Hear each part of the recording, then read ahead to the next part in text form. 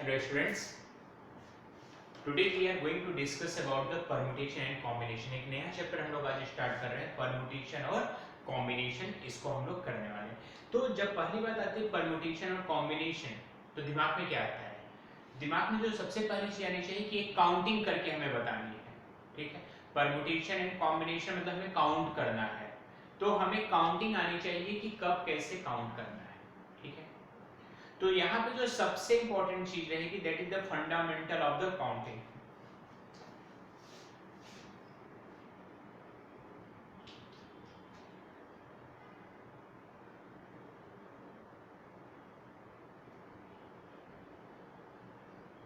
अब बोलोगे sir counting तो हम लोगों को बहुत अच्छे से आती है, तो आती है, एकदम अच्छी बात है। तो हम भी देख लेते हैं कितनी आती है कितनी नहीं आती, चेक कर लेते हैं। ठीक है ना।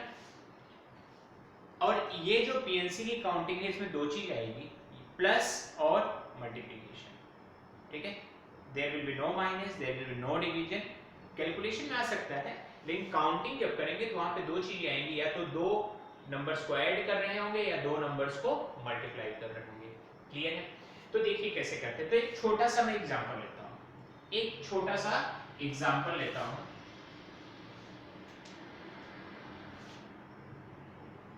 Suppose we have to travel from Surat to Mumbai.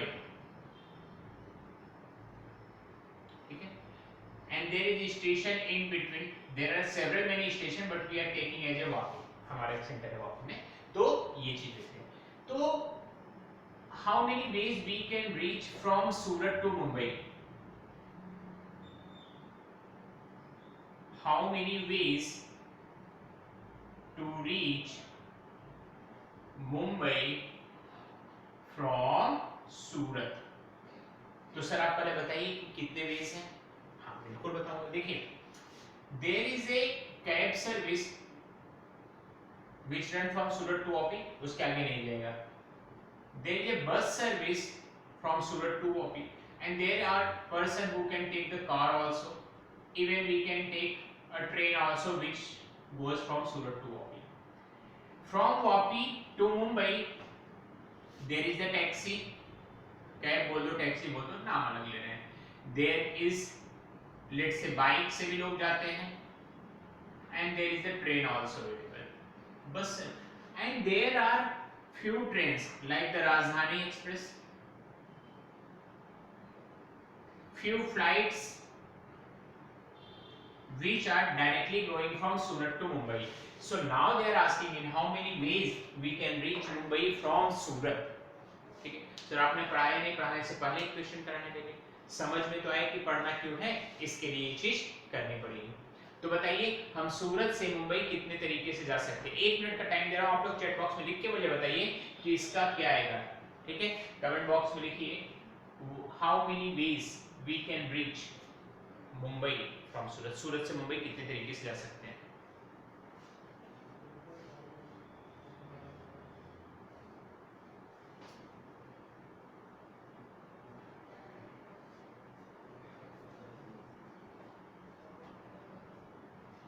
Any guess? The correct answer is 14. How is it? अब देखिए, एक तो होता है टू वेज, कौन कौन सा, नॉन स्टॉप या सिंगल स्टॉप। अगर हम नॉन स्टॉप जाएंगे तो कितने तरीके हैं, दो तरीके। And if you are taking a stop then how many ways, how many ways are there in which we stay at Vapi and then move forward to the Mumbai? So there are 4 ways we can go to the Vapi: bus, car, cab, taxi. And there are 3 ways in which we can move to Mumbai from Vapi. बात समझ में आ रही है? क्या हो सकता है ये, मतलब टोटल 12 तरीके। देखो मैं समझा भी रहा हूँ पूरे 12 तरीके। मैंने सूरत से बस लिया, वापी गया, वापी में रुका, वहां से फिर टैक्सी करके मुंबई गया, एक तरीका। बस से वापी गया, वहां से बाइक उठाई, मुंबई गया। बस से वापी गया, वहां से ट्रेन लिया, मुंबई गया, 3 तरीके। कैब से मैं वापी गया, फिर वहां से टैक्सी कर लिया, वापी से बाइक ले लिया, वापी से ट्रेन ले लिया। That means after reaching Vapi it's independent कि हम किस वे से वापी पहुंचे हैं. Now our target is how to move from Vapi to Mumbai. So that is independent कि हमने सूरत से वापी कैसे आया. ठीक है. सो ये 4 ways and these 3 ways are independent because यहां मल्टीप्लिकेशन क्यों हुआ दिस. सो टोटल वेज 12 ऐसे लिखते हैं 4 into 3 plus 2 that is 14. Clear है बात. तो ये प्रोडक्ट क्या डिसाइड कर रहा है. This product says 4 and 3 are independent. 4 ways और 3 वेज इंडिपेंडेंट है. और what about this plus 1. This is dependent. ठीक है ना. ये क्या होगा अगर ये होगा, अगर हम 1 स्टॉप ले रहे हैं तो 2 स्टॉप नहीं लेंगे, नॉन स्टॉप नहीं लेंगे. अगर हम नॉन स्टॉप जा रहे हैं तो स्टॉप नहीं लेंगे. ठीक है. दैट मींस आइदर और वाली कंडीशन आएगी. आइदर और वाली कंडीशन आती है. तो जहां पे भी ऑप्शन जनरेट हो जाते हैं कि या तो ये करें या तो ये करें, तो वहां पे प्लस आएगा. And where we do have the options like कि दैट इज इंडिपेंडेंट. दो अलग अलग जगह है, दो अलग अलग काम है और दोनों काम इंडिपेंडेंट है, तो वहां पे प्रोडक्ट लगेगा. काम करने के दो अलग अलग तरीके हैं, वहां पे प्लस लगेगा. बात आई इतनी समझ में कि नहीं आई. पूरी बात समझ में आ गई. पूरी बात समझ में आ गई. क्लियर है इतनी बात. तो एक और एग्जांपल मैं लेता हूं.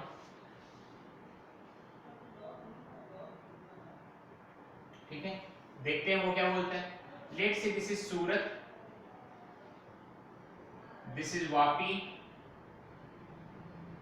this is Mumbai and then Goa.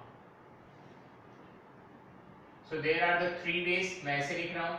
There are 4 ways. नाम आपको जो भी लिखना हो, कैब, टैक्सी, बस, auto. There is 3 ways. There is 1 direct, 2 direct. There is 1 direct. Vapi से 3 कर देते हैं. And there is 1 direct to this Surat to Goa flight.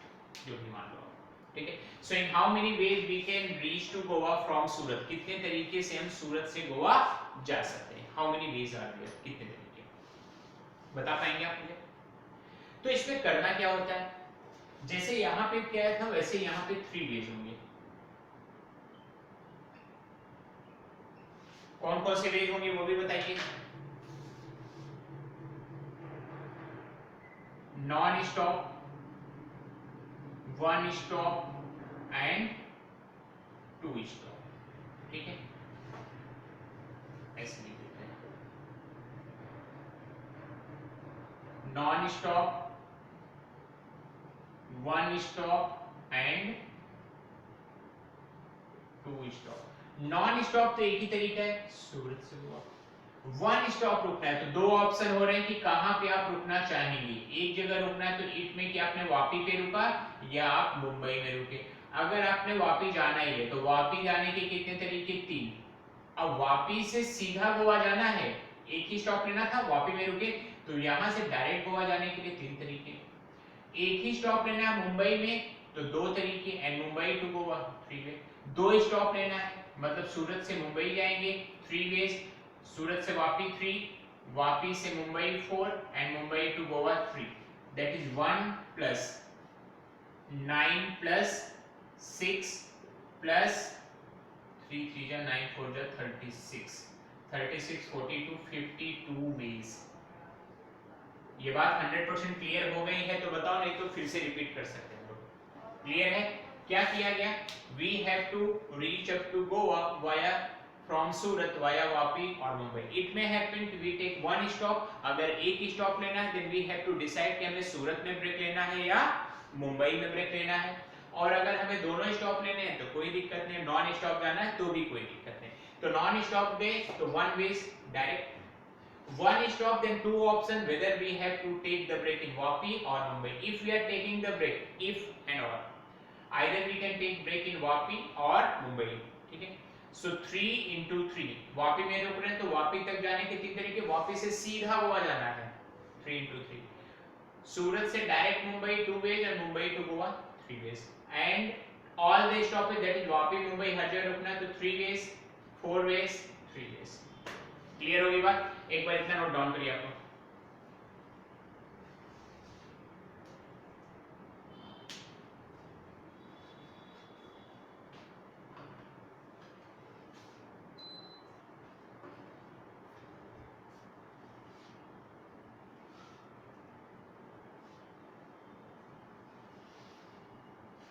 एक बार इतना नोट डाउन करिए।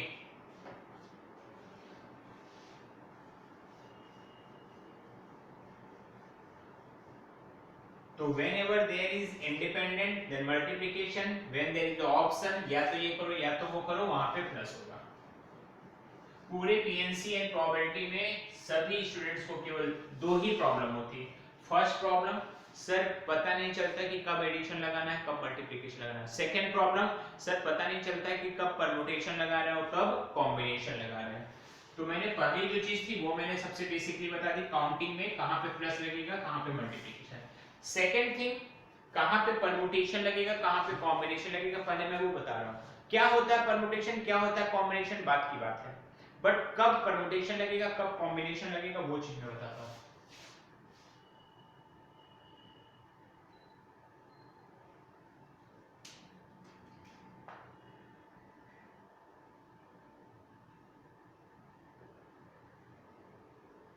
परम्यूटेशन मतलब अरेंजमेंट ऑफ द डेटा।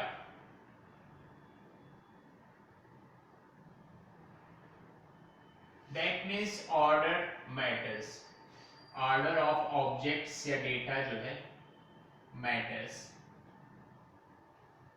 मतलब जहां पे हमें क्लिक करता है कि हाँ यहाँ पे ऑर्डर मैटर करेगा। जैसे 5 फिंगर्स हैं, इसको ऐसे कर दे तो भी 5 है लेकिन ऑर्डर मैटर कर रहा है। हाँ, combination, that is the selection or collection, collection बोल दो या selection बोल दो of data where order does not matters, order जो है वो मैटर नहीं करेगा। ठीक है, from n given distinct objects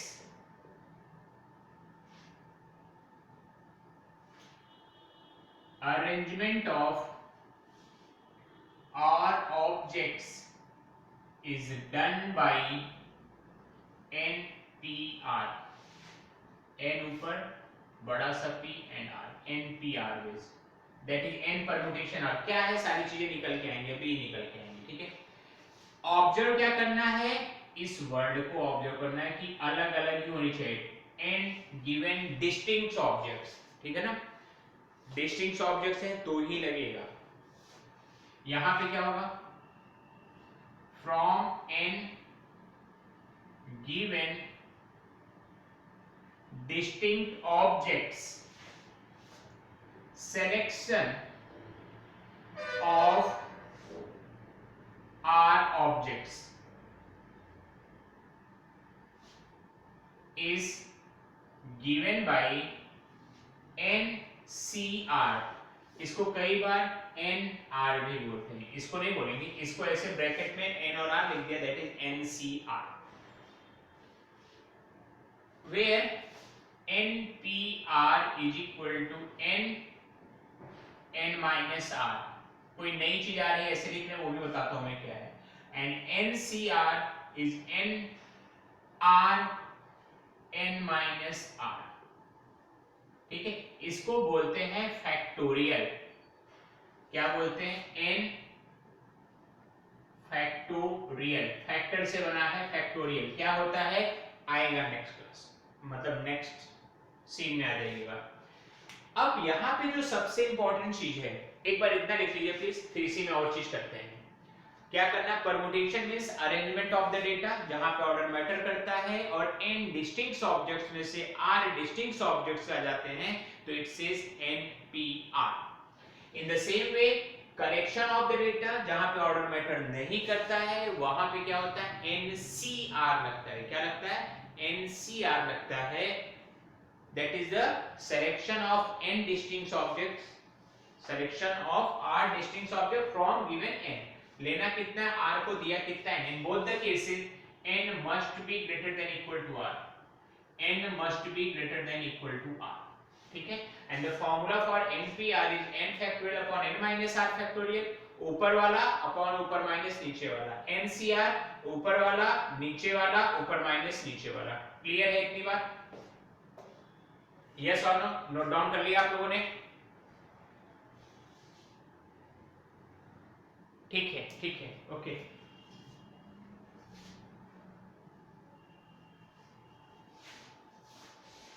factorial आ रहा है, लेकिन उससे पहले डिसाइड ये करना है कि कहां पे परम्यूटेशन लगना है, कहां पे कॉम्बिनेशन लगना है। जितने भी टाइप के क्वेश्चंस हैं मैं सब बता दे रहा हूं कि इस टाइप का क्वेश्चन मिलेगा जहां परम्यूटेशन करना है, यहां पे कॉम्बिनेशन करना है। तो परम्यूटेशन कहां पे करेंगे? जहां पे ऑर्डर मैटर्स करेगा। ऑर्डर कहां पे मैटर करेगा? कोई भी डिजिट फॉर नंबर फॉर्मेशन अगर है, नंबर फॉर्मेशन समझ रहे हैं? सपोज करिए कि आपके मैथ से मार्क्स 97 हैं, अगर मैंने इसको ऑर्डर चेंज कर दिया तो 79 हो जाएगा, तो प्रॉब्लम हो जाएगी। गेटिंग इट और नॉट? और अगर आपके 79 आ रहे हैं, डिजिट चेंज कर दिया 97 हो गया, तो यहाँ पे क्या हो रहा है? ऑर्डर मैटर करता है। यहाँ पे परम्यूटेशन है, मतलब जहां पे भी नंबर को फॉर्मेट करना है, जहां पे नेमिंग देना है, ठीक है, जहां पे नेमिंग देना है तो वहां पे भी क्या होगा? ऑर्डर मैटर करेगा। सपोज करते हैं कि किसी का नाम है, अब इसको ऐसे लिख दो, तो ये किसका नाम है मुझे भी नहीं पता। बात समझ में आ रही? तो यहां पे भी क्या हो रहा है? ऑर्डर मैटर करता है। और कहां पे होता है? जहां पे भी सिटिंग अरेंजमेंट की बात आती है। एग्जाम होता है, रोल नंबर 2 उसके पीछे 3 उसके पीछे 4, इस तरीके से मूवी देखने जाते हैं तो एक सीक्वेंस में ही बैठते हैं कि हाँ इसके बगल में ये बैठेगा, इसके बगल में, अगर 4 फ्रेंड जा रहे हैं तो भाई मैं अपने सबसे क्लोज फ्रेंड के पास में बैठूंगा या साइड वाली सीट लूंगा, कॉर्नर वाली, इस तरीके से ऑप्शन होते हैं। तो यहाँ पे भी ऑर्डर मैटर करता है। ऑर्डर मैटर करने का मतलब क्या है कि फोटो खींचेंगे तो अगर ए ने बी को अपनी पोजीशन चेंज किया तो अलग फोटो क्लिक होगी कि नहीं? भले आप लोग 3 फ्रेंड ही जा रहे हो मूवी देखने, 3 फ्रेंड सपोज को मूवी देखने जा रहे हो, ए बी सी बैठा, फोटो क्लिक किया अलग आएगी, बी सी ए ने सेल्फी लिया तो अलग आएगी, सी ए बी अगर यहाँ बैठ के खींचा तो अलग फोटो आएगी कि नहीं आएगी? एक में मैं कॉर्नर में हूँ, दूसरे में वो कॉर्नर पे, तीसरे में मैं सेंटर पे हूँ, चौथे में बी सेंटर पे, तो डिफरेंट फोटो जाएंगी। पीएनसी मतलब कितने अलग अलग फोटो खींच सकते हैं। क्लियर है? सिटिंग अरेंजमेंट, डाइनिंग टेबल पे भी बैठेंगे तो वहां पे भी ऑर्डर मैटर करता है कि हाँ भाई मैं तो मम्मी के बगल में बैठूंगा ताकि मम्मी पूरा रसगुल्ला मेरे ही थाली में डाल दे, दूर रहूंगा तो कितनी बार दे पाएंगी, ठीक है। तो डाइनिंग टेबल में भी ये चीज होती है, ऑर्डर मैटर करता है कौन किसके पास में बैठा है। और भी बहुत सी चीजें आ रही हैं। यहाँ पे क्या होगा? जहां पे भी कोई वर्ड लिखा हो सिलेक्शन, वहां पे ये बात होगा। कोई भी कमेटी बनानी है तो वहां पे क्या होगा? सिलेक्शन होगा। कोई भी गेम हो रहा है, जैसे इंडिया और ऑस्ट्रेलिया का मैच हो रहा है या ऑस्ट्रेलिया और इंडिया का मैच हो रहा है, एक ही चीज है, समझ में आई? इंडिया वर्सेस ऑस्ट्रेलिया बोलिए और ऑस्ट्रेलिया वर्सेस इंडिया बोलिए, वन और द सेम थिंग। मैं क्वेश्चन नहीं कर रहा हूं, लेकिन ये सबसे इंपॉर्टेंट है, कहां पे पी लगना है, कहां पे सी लगना है। हैंड शेक की बात होती है। In hand shake Narendra Modi साहब ने ट्रंप को हाथ मिलाया, ट्रंप ने नरेंद्र मोदी जी को हाथ मिलाया, कोई इशू नहीं होता, फोटो तो ऐसे ही मिलके आई थी दोनों में, ठीक है ना?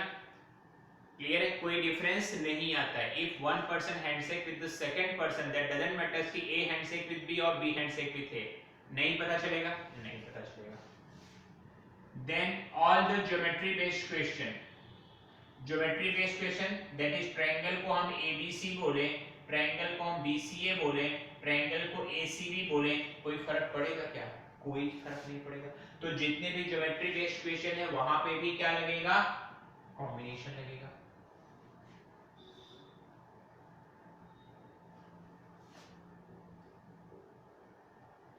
इसी में एक आएगा सर्कुलर परम्यूटेशन।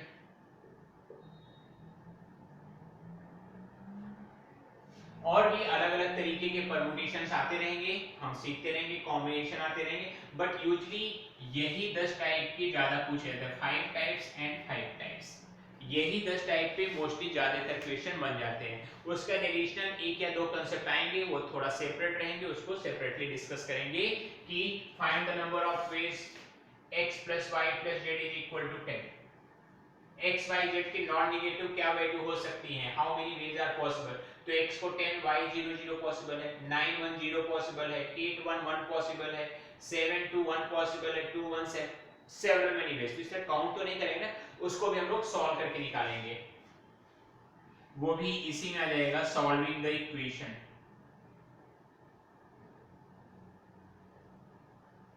बाइनोमियल थ्योरम से रिलेटेड भी एक दो क्वेश्चंस आएंगे, ठीक है, यस और नो। तो इसको भी एक बार आप लोग नोट करिए कि कहां पे परमुटेशन लगना है, कहां पे कॉम्बिनेशन, एकदम बेसिक से स्टार्ट करना। हो सकता है फर्स्ट लेक्चर में हम ज्यादा कुछ ना सीख पाए, लेकिन फर्स्ट लेक्चर में दो सबसे बड़ी गलतियां जहां होती हैं वो चीज हम लोग सीखने वाले हैं कि कब प्लस होगा, कब मल्टीप्लिकेशन होगा, कब एनपीआर लगेगा, कब एनसीआर लगेगा। ट्रस्ट में किसी भी 12th के स्टूडेंट से पूछ लो, उसको केवल यही दो प्रॉब्लम होती है प्रोबेबिलिटी और पीएनसी में, कि यार सब कुछ सही है लेकिन ये प्लस और मल्टीप्लिकेशन का प्रॉब्लम आ जाता है और सीओपी का प्रॉब्लम आ जाता है। प्रोबेबिलिटी में मोस्ट ऑफ द केसेस में सी ही लगता है, बट नंबर ऑफ वेज जब सेलेक्ट करते हैं तो वहां पे पी भी आएगा। क्लियर है, एक बार इतना नोट डाउन कर ली।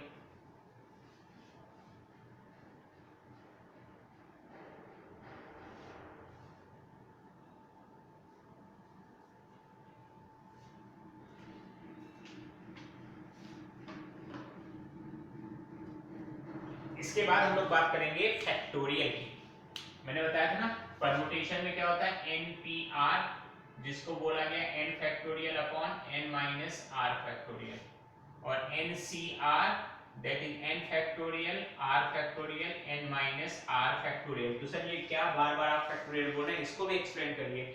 बिल्कुल अगला काम ही हम लोग का है फैक्टोरियल का। तो ये टोटल इतनी चीजें हम लोग करने वाले हैं वन बाय वन। एक दिन में ज्यादा ज्यादा दो चीजें होंगी, नंबर नेमिंग होगी, सेटिंग अरेंजमेंट होगी, डिक्शनरी आएंगी सारी। नेमिंग में ही डिक्शनरी आता, कोई नई चीज नहीं है।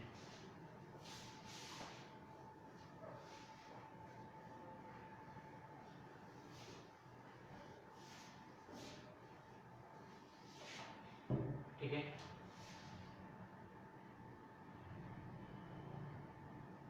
फैक्टोरियल नोटेशन की बात कर रहे हैं, तो फैक्टोरियल को n फैक्टोरियल भी बोलते हैं या n फैक्टोरियल भी बोलते हैं। कोई पुरानी बुक अगर आप देखेंगे तो उसमें इस तरीके से n फैक्टोरियल लिखा हुआ है, some of my assignment will having n factorial in this way and mostly people use this because अभी के जो कीबोर्ड है उसमें यही ज्यादा अच्छा लगता है, यही ऑप्शन डायरेक्टली मिल जाता है, इसके लिए ढूंढना पड़ता है मैथमेटिकल टूल में जाके। ठीक है, तो what is the n factorial? n factorial is product of first n natural numbers। ठीक है, n factorial is the product of first n natural number, that means n factorial is 1 into 2 into 3 into 4 into 5, कहां तक जाना है n तक। Natural number 1 से start होते हैं तो n तक जाएंगे। अगर कोई सपोज को पूछ लिया व्हाट इज द 5 फैक्टोरियल, तो हम क्या बोलेंगे 1 into 2 into 3 into 4 into 5। कोई पूछ ले 4 factorial, 1 into 2 into 3 into 4 that is 24। तो ये बात समझना है कि फैक्टोरियल का मतलब क्या है। Factorial is nothing but the product of first n natural number. Clear है, एकदम आसानी से समझ आ गया। नया नोटेशन है, सिंपल एक मशीन है, फंक्शन है। ठीक है, नाउ n फैक्टोरियल को क्या लिखा मैंने 1 into 2 into 3 into dot dot dot into n minus 1 into n लिखा। इसी को हम थोड़ा रिवर्स ऑर्डर में लिख सकते हैं, n into n minus 1 into n minus 2 into 3 into 2 into 1। Usually हम इस सीक्वेंस में लिखते हैं, बड़ा फिर छोटा छोटा छोटा करते जाते हैं। ठीक है, तो ये n फैक्टोरियल हो गया। और अगर यहां से यहां तक की बात करें, एक बार लिख लेता हूं मैं n minus 1 n minus two dot dot dot 3 into 2 into 1। तो ये भी क्या है, product of first n minus 1 natural number, that is n factorial is n into n minus 1 factorial. ठीक है, मतलब किसी भी नंबर का फैक्टोरियल निकालना है तो वो नंबर इंटू उससे एक कम का फैक्टोरियल। फॉर एग्जांपल 7 फैक्टोरियल निकालना है तो 7 इंटू 6 फैक्टोरियल, 7 को मल्टीप्लाई कर दो उससे कम के फैक्टोरियल के साथ। तो हमें क्या पता चला कि n फैक्टोरियल को n into n minus 1 factorial लिख सकते हैं, n into n minus 1 into n minus 2 factorial लिख सकते हैं। मतलब कम करते चले जाओ, जहां पे हाथ दर्द करने लगे वहीं पे फैक्टोरियल लगा के बैठ जाओ। समझ में आई बात? जैसे कि एग्जांपल लो तो 7 फैक्टोरियल को 7 into 6 into 5 into 4 into 3 into 2 into 1 भी लिख सकता हूँ। इसको 7 इंटू 6 फैक्टोरियल भी लिख सकता हूँ, 7 इंटू 6 इंटू 5 इंटू 4। जहां पे रख जाओ थक जाओ वहीं पे रुक के क्या कर दो, फैक्टोरियल लगा दो। क्योंकि अब 3 फैक्टोरियल का मतलब क्या हुआ, 3 इंटू 2 इंटू 1, वही चीज बन गई। 4 फैक्टोरियल का मतलब क्या हुआ, 4 इंटू 3 इंटू 2 इंटू 1। 6 फैक्टोरियल का मतलब क्या होगा, 6 into 5 into 4 into 3 into 2 into 1। तो एक तरीके से हमने देखा तो 7 फैक्टोरियल पे हमें सारी चीजें मिल जा रही हैं, तो ये अपना आंसर हो जाएगा। क्लियर है? तो इस तरीके से फैक्टोरियल को हम लोग कन्वर्ट करते हैं one factorial two another factorial. अगर हमें कोई 14 फैक्टोरियल दिया और हमें उस 10 फैक्टोरियल में जाना है, 14 फैक्टोरियल दिया हुआ हमें 10 फैक्टोरियल में जाना है, तो 14 13 12 11 जैसे ही मिला वैसे ही हम वहां पे फैक्टोरियल लगा के बैठ गए। मैंने कहा भाई 14 फैक्टोरियल की value 14 into 13 into 12 into 11 into 10 factorial. Clear है की बात? एक बार इतना नोट डाउन करिए, specially this is the important formula, n factorial is equal to n into n minus 1 factorial. यहीं से एक चीज और निकाल लेते हैं, चलो अगली स्लाइड में करेंगे, पर पहले इतना कंप्लीट करिए।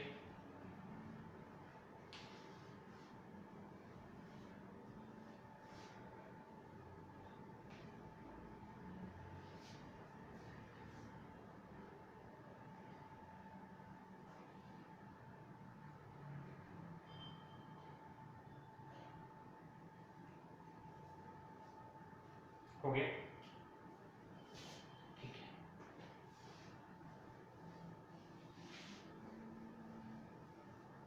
अब कुछ फैक्टोरियल याद भी होने चाहिए। यूजुअली तो 10 तक लोग याद करते हैं, लेकिन एटलीस्ट 7 8 तक तो आप भी याद कर लीजिए। जैसे स्क्वायर्स याद होते हैं ना, क्यूब याद होते हैं, पावर्स याद होती है, in the same way factorial भी याद होना चाहिए। 1 factorial is 1, 2 factorial is 2, 2 into 1 that is 2, समझ में? 2 into 1 that is 2, 3 factorial 3 into 2 into 1 6, 4 factorial 4 into 3 into 2 into 1 that is 24, 5 factorial 5 into पूरा लिखो या 5 into 4 factorial कर दो, that is 5 into 24 120, 6 factorial लिखना है तो 6 into 5 factorial लिख दो, जहां तक अच्छा लगे। तो 6 5 जा 30 इंटू 4 फैक्टोरियल 24, कितना आ गया 720। 7 factorial 7 into 6 into 5 into 4 into जैसे आपकी मर्जी हो, 5040। 8 फैक्टोरियल को 8 इंटू 7 फैक्टोरियल लिख दो, दैट इज 8 इंटू 5040 40320। क्लियर है? 9 फैक्टोरियल को क्या होगा, 9 इंटू 8 इंटू 7 9 इंटू 8 फैक्टोरियल लिख दें, क्योंकि 8 फैक्टोरियल तो निकाल चुके हैं ना, तो सीधा उसी से मल्टीप्लाई करना है। कितना हो जाएगा 0 8 8 9 3 9 4 362880। 10 factorial is nothing but 10 into 9 factorial, that is 10 into 362880, तो 362880। तो ये क्या हुआ, 1 से 9 तक के 10 तक के फैक्टोरियल की वैल्यू है। 2 बार लिख लो याद कर लो, 2 बार लिख लो याद कर लो। अब बात आती है 0 फैक्टोरियल भी सर कुछ होता है क्या? तो 0 फैक्टोरियल क्यों? फैक्टोरियल तो हम लोग नेचुरल नंबर के लिए निकाल रहे थे ना। फैक्टोरियल तो हमने क्या बोला था, n फैक्टोरियल का मतलब है product of first n natural number, लेकिन we know that n factorial is equal to n into n minus 1 factorial. इसको तो n की वैल्यू 1 दे सकते हैं, so 1 factorial is equal to 1 into 0 factorial, तो 1 फैक्टोरियल की 1 into 0 फैक्टोरियल, मतलब 0 फैक्टोरियल भी 1 होता है। तो कहीं पे अगर 0 फैक्टोरियल मिले तो उसकी वैल्यू कितनी है 1।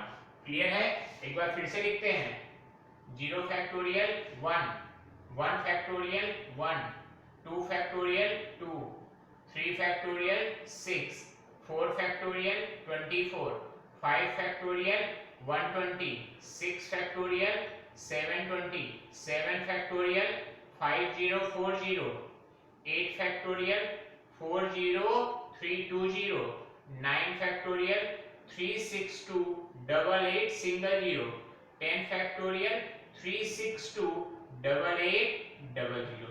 इतनी चीजें याद होनी चाहिए।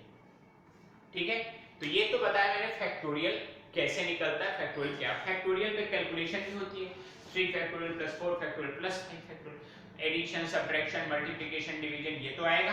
तो एक बार इतना लिखिए आप लोग। इसके बाद हम लोग इस पे इसका अलजेब्रा ऑफ द फैक्टोरियल, कि उनको ऐड कैसे करेंगे, दो डिफरेंट फैक्टोरियल है, उनको सबट्रैक्ट कैसे करेंगे, उनका मल्टीप्लिकेशन क्या होगा और उनको डिवाइड कैसे करेंगे, इतना एक बार नोट कर लीजिए।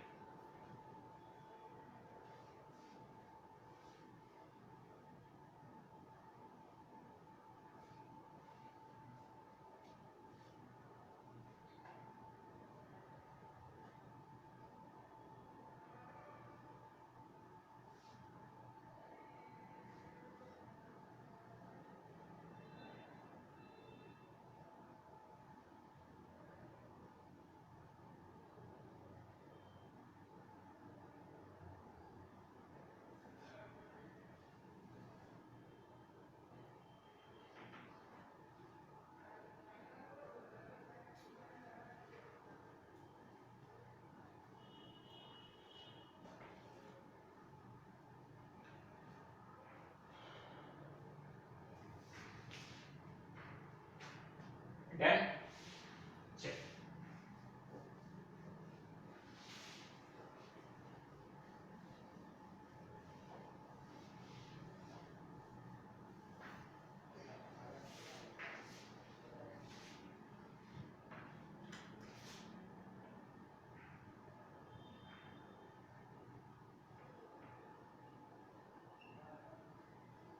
अलजेब्रा ऑफ द फैक्टोरियल्स, छोटे छोटे क्वेश्चन है, कुछ कुछ क्वेश्चन करते हैं। 4 factorial plus 3 factorial plus 5 factorial divided by 6 factorial plus 7 factorial, ज्यादा हो जाएगा, चलो ठीक है, थोड़ा सा। 4 factorial plus 6 factorial minus 5 factorial, 3 factorial plus 4 factorial divided by 7 factorial, 4 factorial into 3 factorial divided by 2 factorial into 4 factorial, नहीं वो तो देख लीजिए, ठीक है।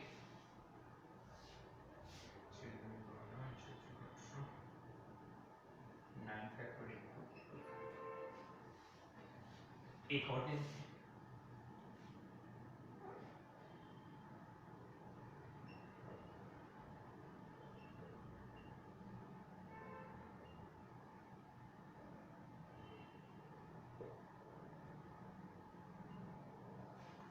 तो ये 5 क्वेश्चन है अपने पास, आसानी से करना है, सबकी वैल्यू भी रख के कर सकते हैं। पहले वैल्यू रख के भी देख लेते हैं कि वैल्यू रख के करने में क्या दिक्कत है या क्या आसानी है। उसके बाद हम इसका तरीका भी निकालेंगे कि इसको आसान तरीके से कैसे करते हैं। तो सबसे पहले अगर करें, जो एकदम बेसिक मेथड होता है जो हर कोई यूज करता है, तो फर्स्ट के लिए 4 फैक्टोरियल 3 फैक्टोरियल 5 फैक्टोरियल, वैल्यू भी इसी बहाने याद हो जाएगी और फायदा रहेगा अपने को। कितना हो गया 180। सेकंड में अगर जाएंगे तो वहां पे क्या हो जाएगा 24 प्लस 6 फैक्टोरियल माइनस 5 फैक्टोरियल, तो 624। थर्ड में जाएंगे तो 3 factorial plus 4 factorial upon 7 factorial, 30 divided by 5040, 3 divided by 504, 1 divided by 168। कोई दिक्कत नहीं ना। यहां पे चलेंगे फोर्थ में तो क्या मिल रहा है 6 factorial into 3 factorial divided by 9 factorial, क्या था मैं भूल चुका हूँ, 40320 इंटू 9, 9 2 जा 18, 9 3 जा 362880 इंटू 2, क्लियर है? This cancel with this goes with 36. So we got 36 into 6 upon 36288. अब कैलकुलेशन थोड़ी सी कॉम्प्लिकेटेड होने लगी है, यहाँ पे चलेंगे, कर सकते हैं ऐसा नहीं, सॉल्व तो कर, चलो करके दिखा देते हैं। 6 जाएगा 9, चलो 6 से करते हैं, 6 6 जा 36, 0 6 4 जा 48, 6 8 जा, ठीक है, 6 से जाएगा 6 से फिर से जाएगा 6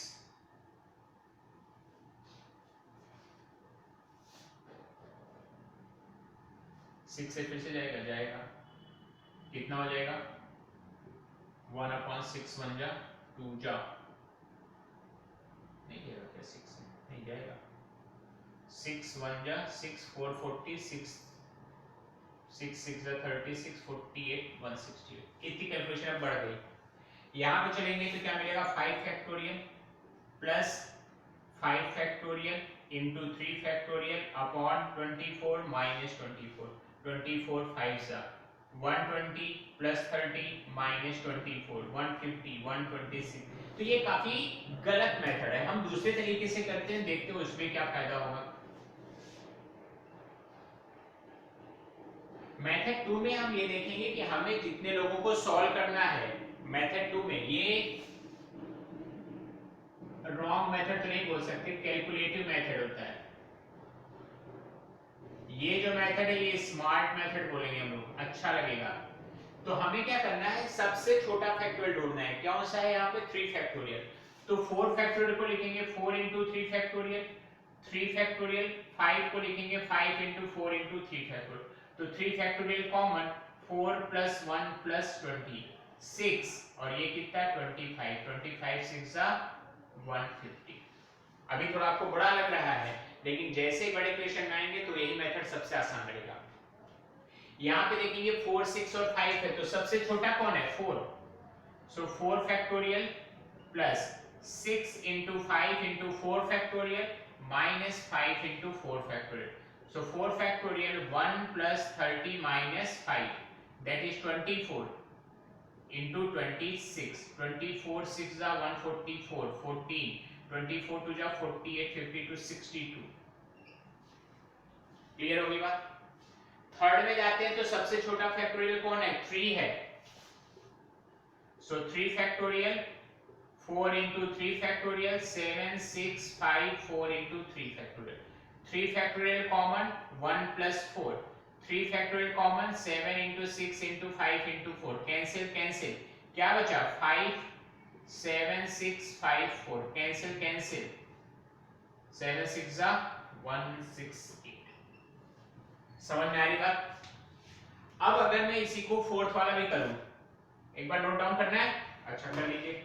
फोर्थ को अगर मैं यहां पे करके दिखाऊं आप लोगों को, तो इसमें सबसे छोटा फैक्टोरियल क्या है 2 है, तो 2 का कोई मतलब ही नहीं बनेगा। लेकिन देखो तो प्रोडक्ट में है, तो ये 6 फैक्टोरियल लिखा इनटू 3 into 2 फैक्टोरियल, यहाँ पे लिखा 9 into 7 into 6 factorial into 2 factorial, 2 factorial गया 6 फैक्टोरियल गया, तो क्या बचा 3/9 into 8 into 7, क्लियर होगी बात, that is 8 3 जा 24 into 7, 7 4 जा 28, 2 14 to 168। समझ में आ गई बात कि नहीं आई? अब आसान लग रहा है ये, अभी 9 फैक्टोरियल तो नहीं निकालना पड़ा क्योंकि याद ही नहीं रहता, 6 7 तक याद रहता है, उसके बाद दिक्कत आने लगती है। यहां पे भी चलेंगे तो ये क्या लिखा 5 फैक्टोरियल प्लस इसको लिख दिया 5 into 4 factorial into 3 factorial divided by 4 factorial minus 4 factorial, cancel हो गया, तो यहाँ 5 फैक्टोरियल, यहाँ 3 फैक्टोरियल, यहाँ 4 फैक्टोरियल, सबसे छोटे तक जाओ, हमेशा फैक्टोरियल में यही वाला कंसेप्ट लगाओ कि सबसे छोटे तक जाना है, जितने भी लोग हैं। तो क्या करो 3 factorial common 20 plus 5 minus 4 that is 6 into 21 126। देख सकते हैं दोनों बराबर आ रहे हैं। ठीक है, तो पहले मेथड में हमने क्या देखा कि जितने भी फैक्टोरियल दिए सबकी वैल्यू डाली 4 factorial 6 factorial 5 factorial 6 factorial 3 factorial 9 factorial 2 factorial. इतने फैक्टोरियल डालने से अच्छा है कि सर पहले सिंपलीफाई कर लो फिर कोई एक फैक्टोरियल की वैल्यू डालो। जैसे यहाँ पे मैंने क्या किया 4 फैक्टोरियल को लिखा 4 इंटू 3 फैक्टोरियल 3 फैक्टोरियल को 3 फैक्टोरियल 5 को 5 इंटू 4 इंटू 3 फैक्टोरियल। तो क्या हुआ 3 फैक्टोरियल कॉमन आ गया। 3 फैक्टोरियल कॉमन आया तो बचा क्या 4 1 और यहाँ से 5 4 जा 20 तो 6 इंटू 25 कितना आ गया 150। ये बात समझ आई। तो इस तरीके से अगर हम करते हैं तो हमारा कैलकुलेशन थोड़ा सा आसान होता है और टाइम बच जाता है। अब यहाँ पे जो ध्यान देने वाली बात है जो गलती नहीं करनी है वो क्या नहीं करनी है वो थोड़ा सा 2-3 इंपॉर्टेंट चीजें हैं। एक बार इसको नोट करना है तो आपको नोट कर लीजिए 1 मिनट लगेगा ताकि मैं रब ना करूं समझा दूं।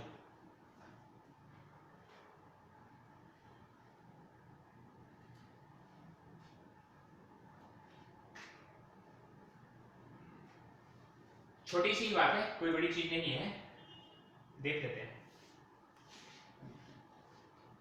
मतलब करते कैसे हैं वो मैंने बता दिया। अब मैं बताने वाला हूं कैसे नहीं करना है क्या गलतियां अपने को नहीं करनी है। कभी भी ये मत सोचो कि 3 फैक्टोरियल प्लस 4 फैक्टोरियल 7 फैक्टोरियल हो जाएगा। मतलब a factorial plus b factorial is a plus b whole factorial ऐसा नहीं होगा। a factorial into b factorial को a into b whole factorial ऐसा नहीं होगा। a factorial minus b factorial को a minus b whole factorial ऐसा नहीं होगा। a factorial upon b factorial को a upon b combined factorial लिखें ऐसा भी नहीं होगा। बस तो कभी भी गलती से ऐसा मत कर दो आप। ठीक है ना कि कहीं पे मिल जाए 21 फैक्टोरियल तो इसको आप ऐसे लिख दो 7 इंटू 3 फैक्टोरियल फिर आप इसको ऐसे लिख दो 7 फैक्टोरियल इंटू 3 फैक्टोरियल। तो ये तो सही है लेकिन ये गलत हो गया। 7 इंटू 3 फैक्टोरियल को 7 फैक्टोरियल इंटू 3 फैक्टोरियल नहीं करेंगे। तो 4 फैक्टोरियल प्लस 6 फैक्टोरियल को 10 फैक्टोरियल नहीं लिखेंगे। बात समझ में आ रही है कि नहीं। तो फैक्टोरियल को इस तरीके से कभी नहीं लिखा जाता। ये चीज याद रखनी पड़ेगी कि ये चीज नहीं होती है क्योंकि गलतियां करते हैं स्टार्टिंग में। हालांकि बाद में गलतियां नहीं होती बट स्टार्टिंग के कुछ टाइम में गलतियां होती हैं तो उसको हमें अवॉइड करना है। और ये चीज दिमाग में रखनी है कि फैक्टोरियल का एडिशन और एडिशन का factorial both are the different thing. Factorial का मल्टीप्लिकेशन एंड मल्टीप्लिकेशन का factorial both are the different thing. Subtraction करके फैक्टोरियल लें या फैक्टोरियल लेके सब्ट्रैक्शन करें अलग अलग आंसर आएंगे।